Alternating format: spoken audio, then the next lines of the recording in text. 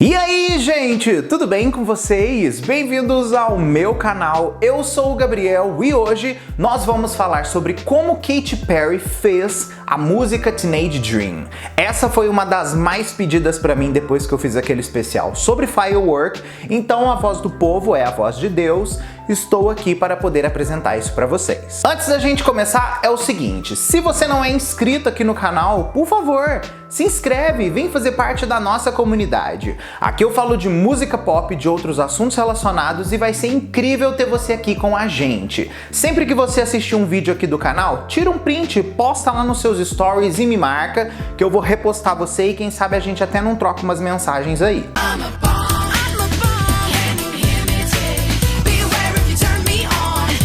Bom, muita gente não sabe, mas essa história da música Teenage Dream, podemos dizer assim que ela é bem mais antiga do que a gente imagina. Por quê? Ela é uma produção da Katy Perry com Bonnie McKee, que é uma das pessoas responsáveis aí por vários hits da Katy Perry. Então assim, pra gente poder dar crédito a Teenage Dream, a gente precisa refletir um pouco a relação da Katy com a Bonnie. Pra gente poder começar a falar dessa relação entre Katy Perry e Bonnie McKee, a gente tem que voltar basicamente aí uns 10, 15 anos. Por quê? A verdade é que essa relação de amizade das duas começou lá em 2004, quando elas começaram a compor as primeiras músicas da Katy Perry pro que viria a ser os primeiros projetos dela, tá? E assim, a gente reflete que essa composição das duas em conjunto sempre reverberava em temas relacionados a Lolita e paixões adolescentes. Inclusive, se a gente fazer uma análise mais profunda ali do disco One of the Boys e da participação que a Bonnie teve junto com a Katy na escrita desse álbum, a gente vai ver esses temas gritando, né? E a própria Bonnie, quando tacou ali a sua carreira musical também em certo ponto, ela entrou muito dentro deste universo e ela relatava muito isso nas suas composições. Um exemplo disso é Confession of a Teenage Girl, onde ela fala exatamente sobre esses temas aí em um trabalho dela. Quando ela com a Katy começaram a escrever as primeiras músicas para o Teenage Dream, antes de verdade chegar na música Teenage Dream, esse foco mais uma vez era trabalhado, tá? Como a Katy tinha dado muito certo dentro desse assunto no primeiro disco, a continuação dele seria basicamente a mesma coisa, porém com novos estilos musicais envolvidos. Tanto que a gente percebe que o que diferencia muito mesmo a composição do primeiro álbum para o segundo álbum é mais realmente a questão instrumental das músicas, que são muito mais voltadas para o eletropop do que pro pop rock do primeiro álbum, porque no aspecto lírico meio que conversa muito bem todos os álbuns.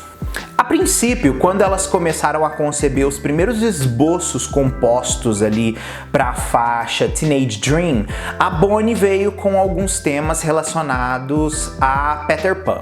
Só que o que aconteceu? A Katy meio que não estava tão satisfeita com esse primeiro momento aí, porque ela estava achando muito jovem, já que ela estava num momento ali onde ela meio que já tinha discutido certas coisas no primeiro álbum, que o segundo já poderia ter um pouco mais, vamos dizer assim, de liberdade de expressão de alguns sentimentos. Outras versões líricas ali das primeiras coisas de Teenage Dream incluíam frases como tipo assim: a próxima coisa você já sabe, eu quero você em uma minivan, que inclusive a Katy Perry falou que riu horrores dessa frase que elas compuseram juntas.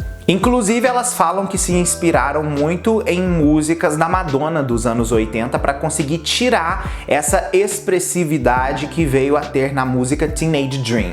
E uma das inspirações que elas citam é a faixa Dress You Up. Só que uma coisa, gente, que a gente precisa explicar pro público, para eles entenderem bem, é o seguinte, que nem sempre essas composições líricas chegam da forma que elas são compostas a princípio, a versão final.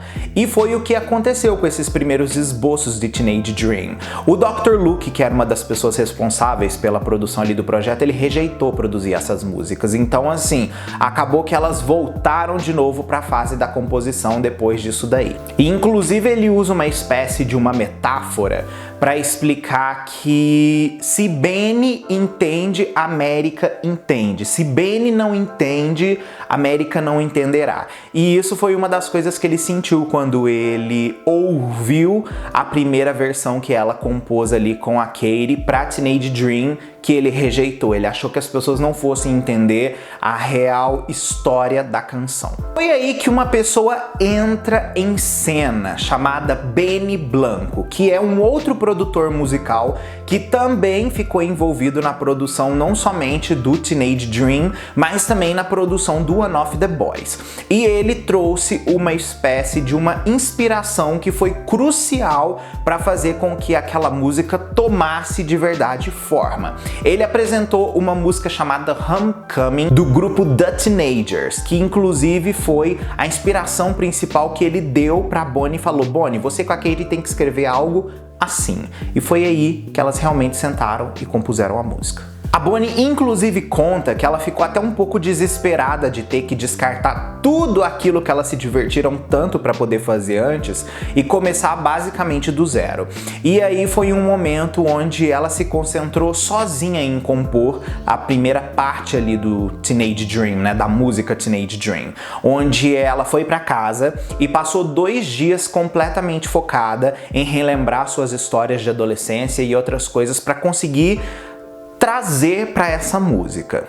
E aí ela falou que depois que ela conseguiu compor algumas coisas ali, ela ficou pensando na faixa que o Benny Blanco tinha apresentado para ela, que foi a Homecoming do The Teenagers, e aí ela chegou e falou assim: gente, essa palavra teenagers é muito legal, porque ela é uma palavra forte e ela meio que tipo assim, diretamente já tem pro que o seu apelo é. Então ela acabou pegando todas aquelas memórias que ela tinha, juntando na palavra teenagers e construindo assim a nossa expressão tão amada Teenage Dream.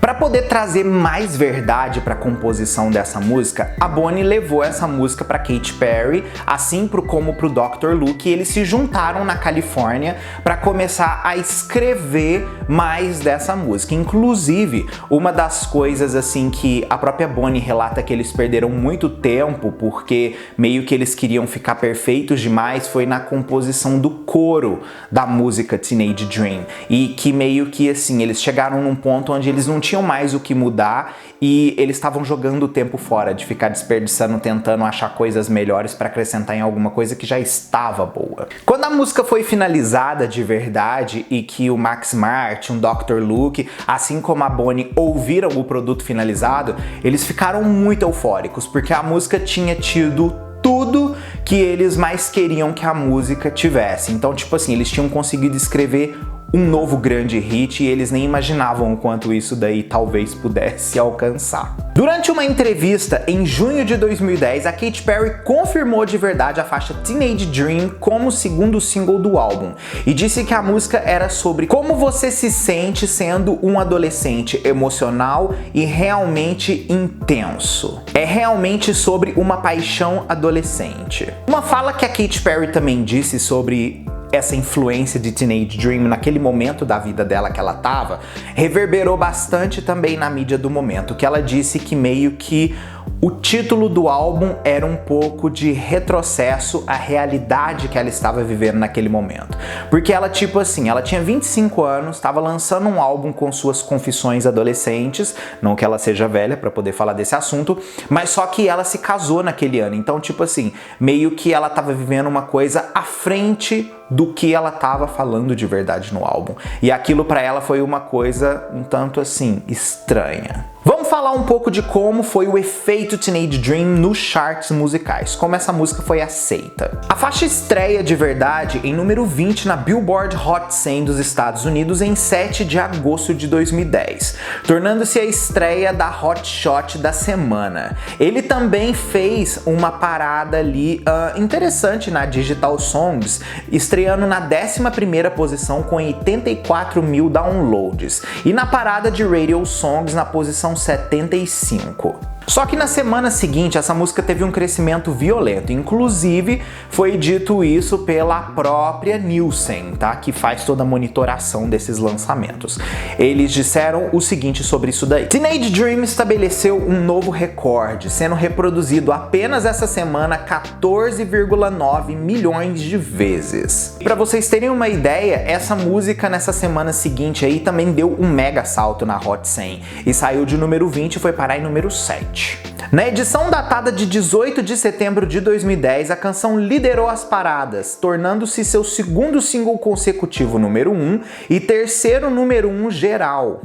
Em agosto de 2020, essa canção estava certificada 8 vezes platina e vendeu mais de 5 milhões de cópias apenas dentro dos Estados Unidos. A faixa Teenage Dream como videoclipe, a Katy apostou numa coisa bem mais, vamos dizer assim, primeira realidade de paixões adolescentes, né? Você saindo num conversível, passeando ali por uma estrada da Califórnia, passeando com seus amigos, enfim, ela foi bem explícita ali no que a música automaticamente contava. Meio que não teve nada a ver com a primeira estética que ela apresentou no primeiro videoclipe, foi realmente um outro universo, o que também deu pra ela ali um bom crédito perante os críticos que viram isso como boa versatilidade dentro de uma era. Só que é óbvio, né, gente? Onde tem luz também tem trevas. E em 2019 aconteceu, vamos dizer assim, um exposed envolvendo a Katy Perry com má conduta sexual por uma das pessoas que estavam trabalhando no videoclipe. Tipo, 10 anos depois a pessoa resolveu botar a boca no trombone. Josh Kloss acusou Katy Perry de má conduta sexual durante as filmagens desse videoclipe, postando no Instagram ali uma fala que durante a festa em um ringue de patinação, Katy Perry tirou a calça de moletom e a sua cueca, expondo ali suas partes pudendas para seus amigos do sexo masculino. E também afirmou que a gestão da Katy Perry o impediu de falar sobre o seu tempo ali com a Katy, que meio que eles se enrolaram, vamos dizer assim como também sobre essa situação que foi um tanto ruim. Controvérsias à parte, essa música conseguiu construir um legado muito legal. Vamos entender um pouco desse legado da música aí nas revistas mais importantes de cultura pop do mundo. A Rolling Stone classificou como o 4º lugar na lista de melhores singles de 2010. The Village Voice colocou a música em 14º lugar em sua pesquisa anual da melhor música do ano. Em 2014, a Gaker classificou também como o melhor single número 1 dos últimos 10 anos, enquanto a Pitchfork classificou como a 35ª melhor música lançada na metade da década de 2010. Ela também entrou ali para a NPR como uma das melhores músicas do século, tá? Ficando ali em número 63. E ela também conseguiu ficar em 2º lugar na lista da Billboard de melhores músicas da década também. É engraçado, né, gente? Porque essa música, assim, é uma música tão leve, uma música que não tem uma mensagem, assim, tão, vamos dizer, pesada e reflexiva. É mais mesmo uma coisa sobre aproveitar a vida no momento que você tá se descobrindo como pessoa. E raramente esses discursos conseguem ganhar, vamos dizer assim, visibilidade para públicos maiores do que aquela faixa etária. E todas essas revistas que vieram com esse tipo de reviews aí foram feitas por pessoas de idades maiores. E também essa música conseguiu furar a bolha do adolescente e se tornar uma música mainstream muito ouvida por pessoas de várias faixas etárias. Essa daí é a história de Teenage Dream e eu quero saber de você agora. Você conhecia essa história? Não conhecia? Teve alguma coisa que eu falei aqui que você queria completar? Comenta aqui embaixo, eu quero saber de tudo que você achou, tá bom? Ó, um mega beijo e a gente se vê no próximo vídeo nosso aí.